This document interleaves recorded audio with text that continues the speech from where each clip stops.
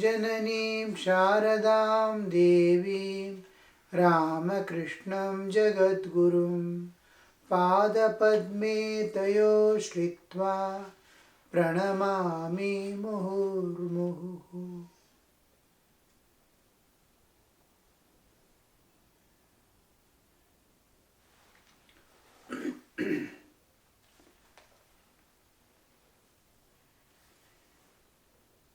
Sri Ramakrishna is telling, in reality, there are not two. There is only one. A man may call on God by any name.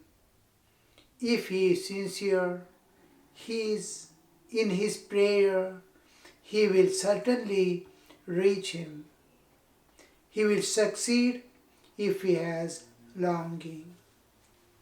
Sri Ramakrishna is assuring and showing the path, what is essential and what is not essential. We have to give up, drop away the non-essentials and hold on to the essentials with all force, that the non-essentials, fall off of the non-essentials should not affect us anymore. For the sake of essential, the non-essential is there. Once you hold on to the, now like a milk coming in a packet, plastic packet is coming nowadays. The container is of no purpose for us. Make a small hole, take out the milk, afterward this purpose is over. Even in nature you see, a seed has a husk over. The husk is just to preserve life inside. Without husk, the seed is of no use. It never germinates. It simply rots. The cover, the husk, is protecting the life inside.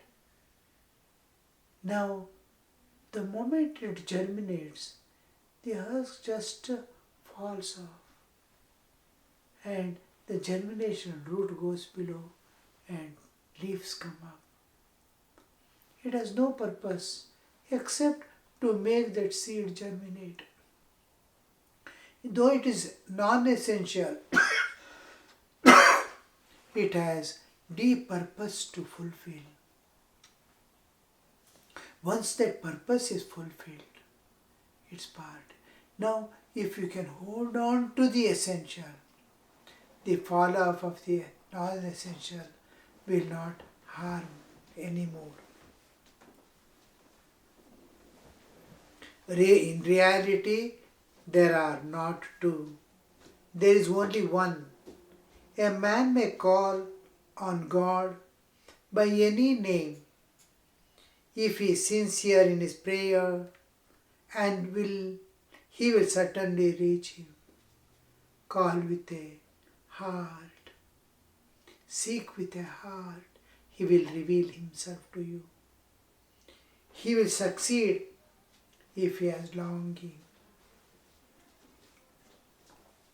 As Sri Ramakrishna spoke these words to the devotees, he was overwhelmed with divine fervor. Coming down to partial consciousness of the world, he said to Balram's father, "Are you the father of Balram?" All sat in silence. Balram's aged father was silently telling his beads, master, to him and others. Well, these people practice so much of japa and go to so many sacred places, but why are they like this? Why do they make no progress?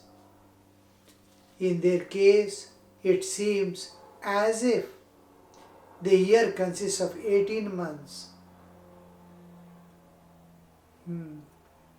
12 months, 18 months means going on, pulling. I want this. The search must not end till you get it. Just like hungry man. If a man is slightly hungry, he searches for food and starts planning where he can get it. But he is totally hungry, he cannot wait anymore. His life is at stake as if he rushes here, there and starts till he acquires, he will never rest. That longing, the thirst, there must be thirst for God. He must be hungry for God. Then it will be these people, they are all calling on God, doing japa day and night and everything. But the inner longing is not there. Slowly, yes, getting up in the morning, sitting in there for some time and doing little japa, going here, there. Something like lethargy, something like disinterestedly doing. No, it should not be there. Awakened consciousness, whole attention is there, focused on that. When will I get? When will I get? Once I said to Harish, what is the use of going to Banaras if one does not feel restless for God? And if one feels that longing, then this very place is Banaras. If you feel longing for God, all pilgrimage centers are within you. If you don't feel longing for God, going to any pilgrimage center will be same as you are going anywhere else other than the pilgrimage center. They make so many pilgrimages and repeat the name of God so much. But why do they not realize anything? It's because they have no longing for God. God reveals Himself to the devotee only if he calls upon Him with a longing heart. At the beginning of yatra performance and light-hearted restlessness, at the beginning of a yatra performance,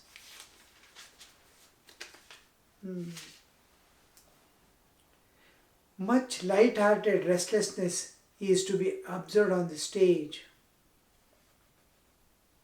Yatra is a dramatical performance presented to the what we call drama. At the beginning of the yatra performance, much light-hearted restlessness is to be observed on the stage. At the time one does not see Krishna. Next sage, Narada enters with flute and sings longingly, O Govinda, O my life, my soul. Then Krishna no longer remains away and appears with the covered voice.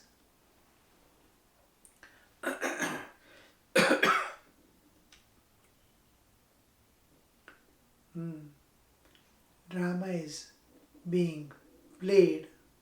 They're all singing this name of God, this and all.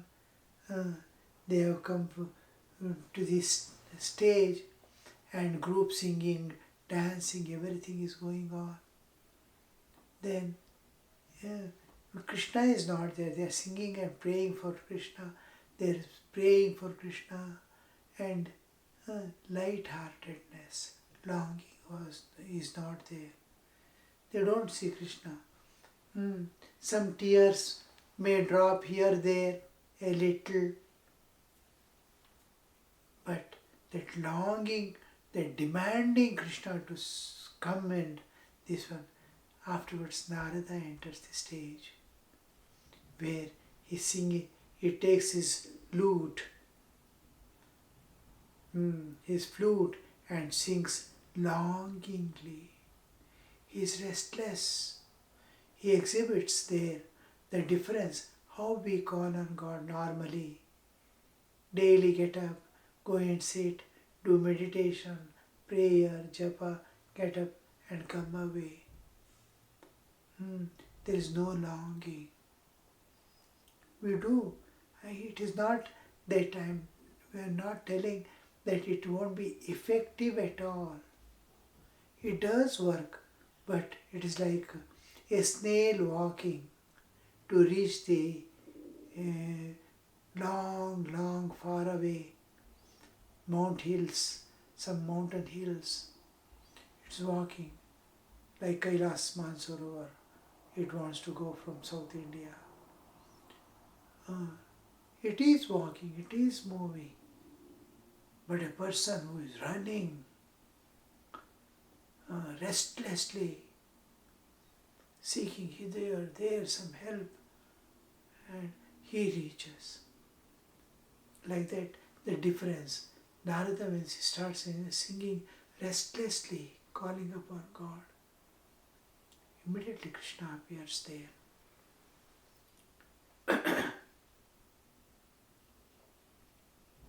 Tuesday, October 16th, 1883. Sri Ramakrishna was in his room with Rakhal, Balram's father, Benipal, M.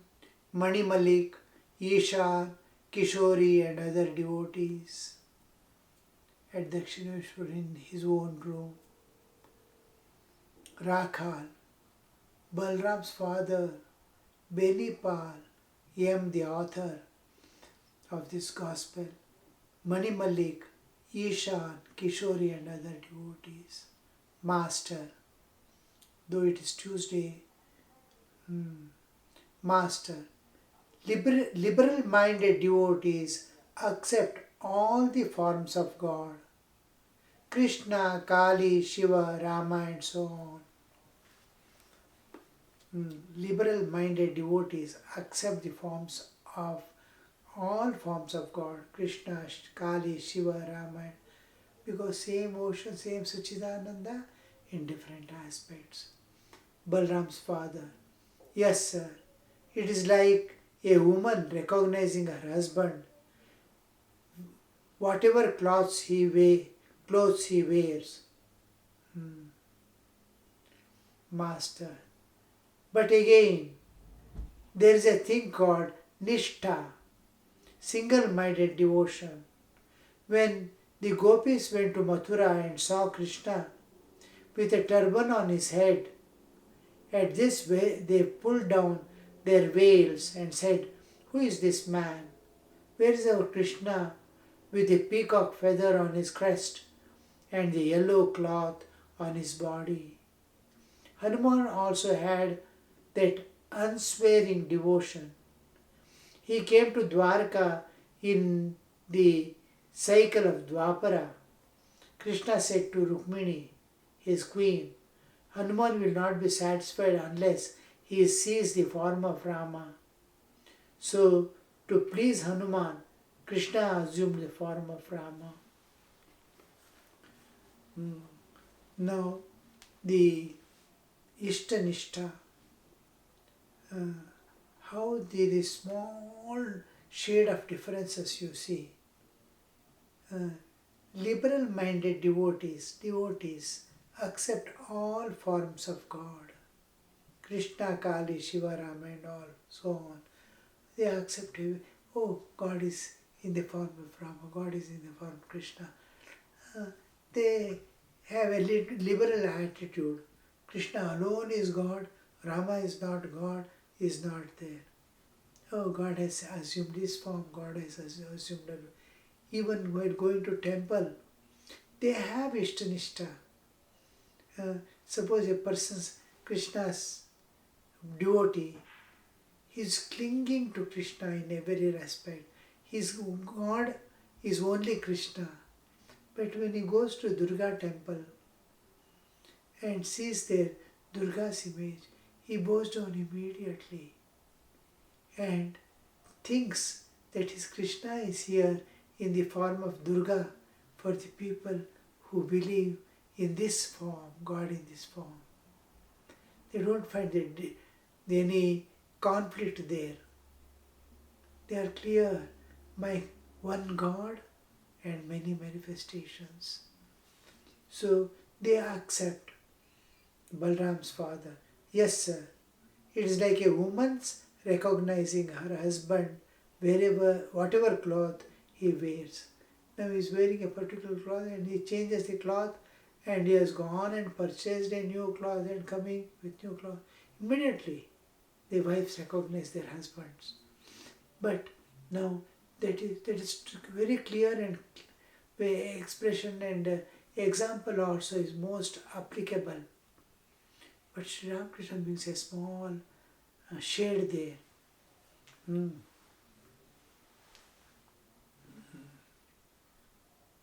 Master. But again, there is a thing called Ishtanishta. Nishtha. Nistha. Stha is to place, firmly placed. Single-minded devotion. Ishtanishta. When the gopis went to Mathura, he gives the example. Saw Krishna with turban on his head. At this day, because they have seen Krishna in various ways, playing so many things, but always there was a flute in his hand and a peacock on his, peacock feather on his, whatever he wore over the head. These two are missing. So immediately they are not able to recognize. They start doubting. Here he brings a small shade. Oh, they want to see him in the same way that they have seen him when interacting with him. Suppose husband is having mustache. From the years they have seen with mustache, and suddenly he appears without mustache. It will be little difficult to identify. Even if teeth, suppose a person removes the teeth, you can never identify so easily. The people who wear the artificial teeth, that is the denture and all that, if they remove the denture, oh, who is this? Suddenly that who is this comes into picture. So gopis are this, they want to see him in that particular form with the peacock feather and nishtha.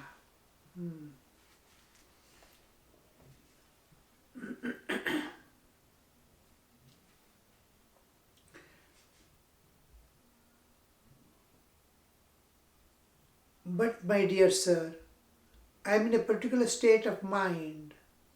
My mind constantly descends from the absolute to the relative and again ascends from the relative to the absolute.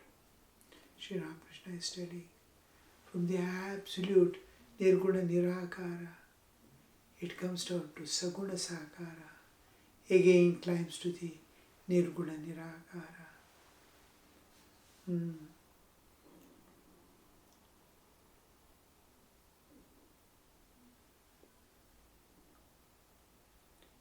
Even when during a sadhana period we see him worshipping Divine Mother, lovingly, daytime he will be seeing her form, dress her, offer her, do the worship, everything. Cling to Mother as when the evening Sandhyarti is over, night offerings are over, his night food has come, he has finished his night food, then you see him going and slowly lying down in his room. He is lying down, but his whole mind is on Mother. How is my Mother? And then slowly the person who was attending on Sri Ramakrishna, the Hriday, he also comes and lies down somewhere. When he starts sleeping, when he slept off and begins to snore, Sri Ramakrishna slowly gets up. At night, he starts going to Panchavati, a forest-like area nearby, and there he goes, removes all his clothes and everything, including the sacred thread, and sits there thinking of the Divine Mother as the absolute existence, the Nirguna Nirakara aspect of Mother, no form, no limitations, there is no qualities, no attributes, there is no Saguna Sakara to Nirguna Nirakara, the absolute existence. And again, finish early morning, he has to go and give the offering to Mother and do the worship. Again his mind comes down from there to the relative existence, from relative to the absolute it has gone, from absolute it comes to the relative and starts the loving Mother, singing the glories of Mother, name and glories of Mother, doing worship. All this again begin Saguna Sakara, personal aspect of God, impersonal aspect of God. From impersonal it comes to the personal, personal to the impersonal.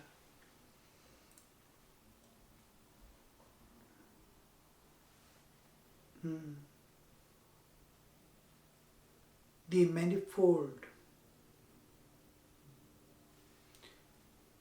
I will read that paragraph again.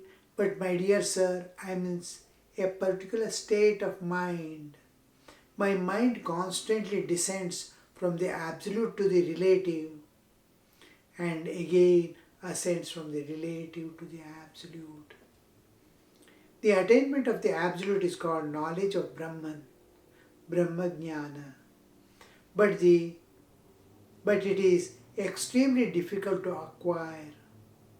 A man cannot acquire the knowledge of Brahman unless he completely rids himself of the attachment to the world. Even clinging to life. How much we are clinging to the life, I cannot exist without life. I want myself to live. I cannot think or understand or accept I am dead. So I cling to the life. Smallest thing happening to the body, I react because I want to live. I am clinging to life. I cannot bear diseases. I cannot bear pain because I don't want to die. Even this goes off. Clinging to life. Abhinivesha also drops off.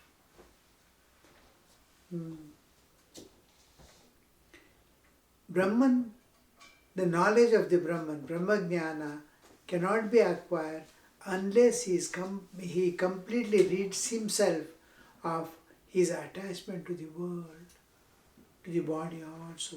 When the Divine Mother was born as the daughter of King of Himalayas, she showed her various forms to her father. The king said, I want to see Brahman. Thereupon Divine Mother said, Father, if that is your desire, you must seek company of holy men. You must go into solitude, away from the world, and now and then live in holy company. To realize Brahman. Saguna Sakara is possible because we dwell in relative world of relative existence where time and space bound this world is made up of qualities, guna, and form, rupa.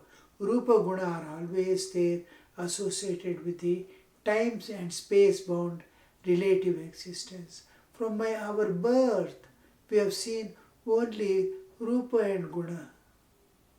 Born, open the eyes, I am seeing guna and rupa only. Form I am seeing.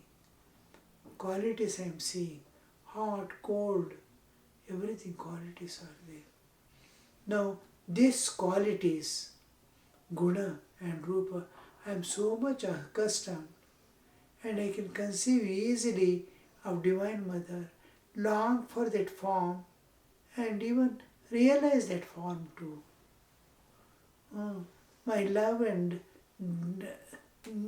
demand, seeking, longing makes, but of the Nirguna Nirakara, I am there. Other than Brahman, there cannot be duality. To know Brahman, I must not be there. That alone is there. So, how to dissolve my personality? How to dissolve my identity? How not to exist other than that? How to dissolve in it? How to become molten and flow into the Brahman? This knowledge you have to acquire from the one who has crossed the limitations. So she says, if you want Brahmajnana, I can show you all forms, my rupas, various rupas I can show. You can see so many forms, like so many waves coming up in the ocean. But if you want to see what is the Nirguna Nirakara Brahman, then you will have to go to the for holy place and live in solitude, separate from all things, live in solitude and silence, and now and then seek the holy company and come back. The time and space consciousness drops off when you meet the saintly people.